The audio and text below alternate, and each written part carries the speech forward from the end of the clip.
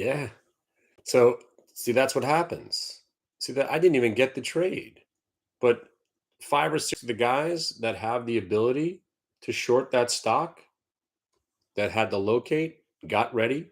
The stock went up to 41.50, and then they shorted it when I told them to short it if it breaks 41.14. So they got short at 41.14 and just covered it at 37.50. I can't give a bad idea even if I try. But here, I'm telling you, I didn't put the trade on, but they did because I said, watch for the stock to break 41.14. If it breaks 41.14, you're going to go to the target was 35.50. Now, if you understand why 35.50 was the target, maybe you understand a little bit about trading. But on the way down to 35.50, you cover some at 37.50 and then 35.50. You just witnessed how it goes down. So I give an idea, and then people take it under advisement if they can handle the risk. At $41, the risk was a buck eight. So you're risking $1.08 to possibly make 5 or 6 points. And that's how we learn how to trade. Is that so difficult to understand? You just kind of witnessed it. Did I do the trade? No, I don't have to trade. You see, how about if I never put another trade on ever again? I'm still doing my job. My job is to teach and provide ideas and to show you why those ideas work, which is the teaching moment. So why was Kala a short? Off the scanner, broke the multi-day VWAP, and was about to go negative. It went negative at 52.09, and then the low of the day was the 41.14. If it breaks the low of the day and then if it goes red and then breaks the low of the day, most times you follow through to prior support, which was 35.50. Where'd the stock go? 35.50. But okay, good luck, my friends. You see this one? Yeah. Poof. Look at that bad boy.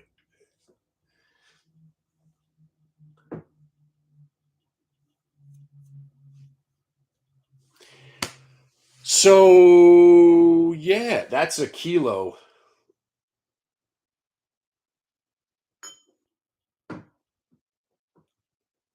That is a kilo. And I just put an order in for I just bought another 40, 50 different things. I got this. I don't know if I showed you this. This is pretty freaking cool. It's the it's King Tut. Oh, I won't sell. No, I'm not selling at $30. No.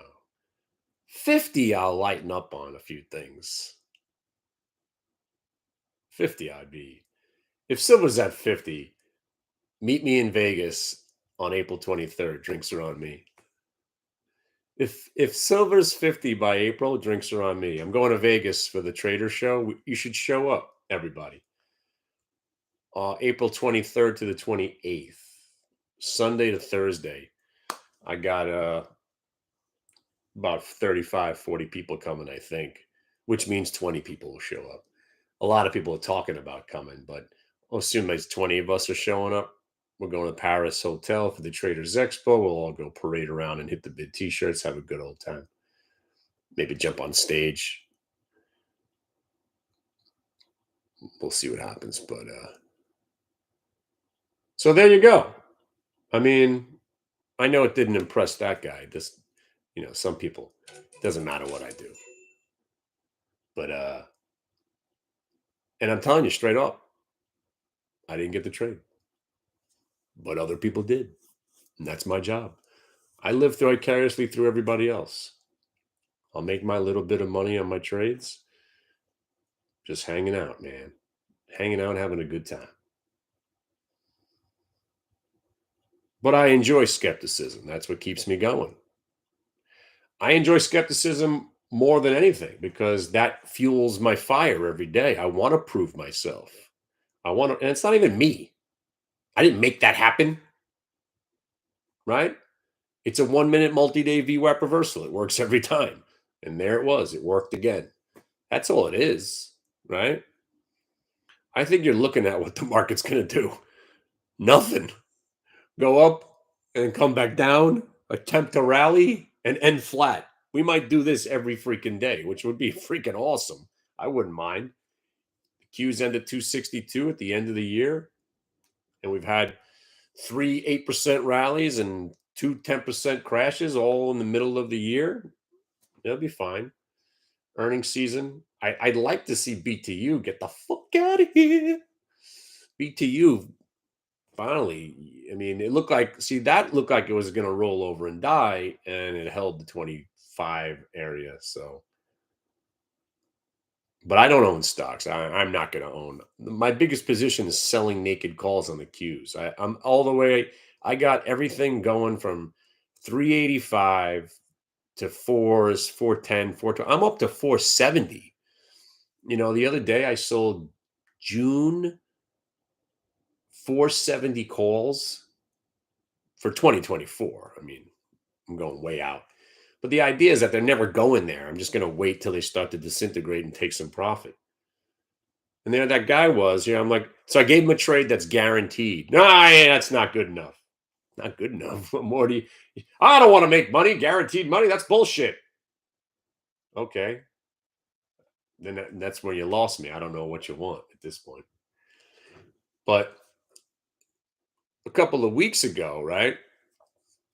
I did the Mistletoe Mania on the other website.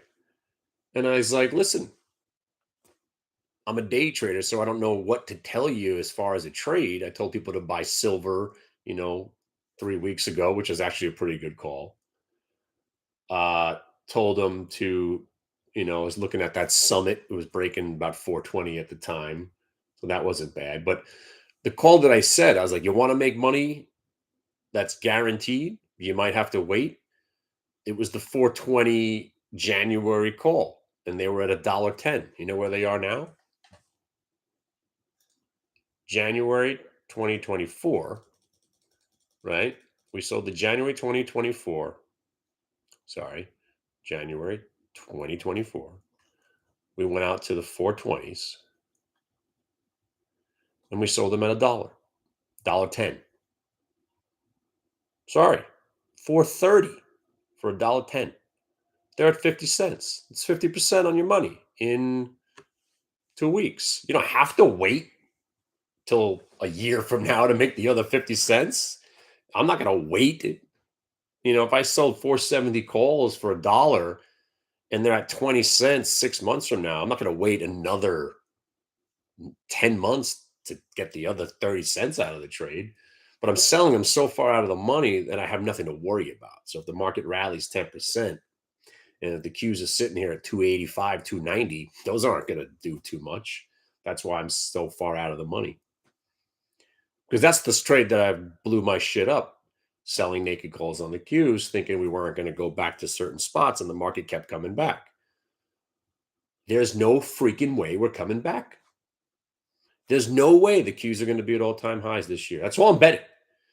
3 years from now, maybe. There's no way we're going to all-time highs. Not this time. I don't care. V bottom, recovery, China makes peace with everybody, Ukraine war ends peacefully. We're not going back to. There's no way 405 on the Qs this year. And look, if I'm wrong about it, first thing I do is admit I'm wrong. And if the Qs, and I'll give you a price. If the Qs are even over, that's where I think we're going to go. But 9 months right there. 295.56. So 295.56, right? So that's about a 16 to 17% move. If we break over 295, let's call it 296 for it so it's easy to remember. It's really 296, 297, that range. You break over 297, you could get yourself another 12 to 20 points on the Qs. That's still 100 points away from where I'm selling calls. So I'm not concerned. But if I even have an inkling of concern, I'm covering them all. I'm not even going to hesitate. I'm going to hit the monster button. I'm going to wipe them all out. Doesn't matter where the price is, no matter what I pay, I'm out. because that's the mistake I've made. I've left a couple on, and those couple I've left on, I've gotten hammered on. So, but if the Qs are even above, I mean, I've got some major, major catalyst prices, 274.79, right? Right now, let's call it 275, but really it's 274.69 if you want to remember that. Get me over that price and I'll be excited, you know? But that's a major, major hurdle right now. That's a big spot. Anywhere between 274 and 276. Really just major, major gonna have some major issues getting over that. But if we do, then you got the 287. And if you get over 287 and a quarter, then we're talking about, momentum will kick in, short squeeze. Then you got the 295.50. Call me when the Qs are at 295.50 and we'll talk about what we're doing for the rest of the year, because that's a major price right there. The highest I would ever imagine. And this is, again, I'm bearish, the market. I'm not overly bearish, but I could give you the high watermark. I would say the Qs won't even see 340. Yeah.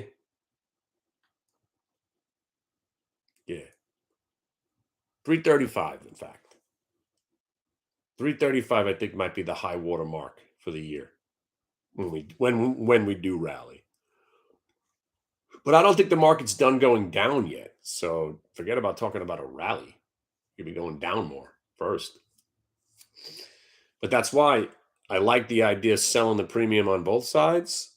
I have a 130, 430 strangle on. Think about that. 130, 430. 130, 430, QQQ strangle. You know what that means? It means I've sold premium at 130 puts and I've sold $430 calls. If I'm wrong about that trade, then if the Qs are under 130, I'd be shocked. And if the Qs are above 430, I'd be shocked. So I'm selling both. It's a 300-point range. I think I'm going to be right on that one. But, to make the most money, it's not like it's a huge trade. I got like $2 for each side. They're already down to $1. All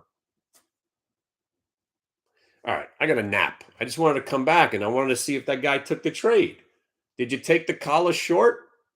Come on, it was my one trade. I gave it to you, $41.14. I gave you the trigger price. Did you take it? 41.15 got you 35.50. 41.14 got you 35.50. Did it happen? Certainly did. As soon as I got done with the video, right? That's how you trade. It's called setups.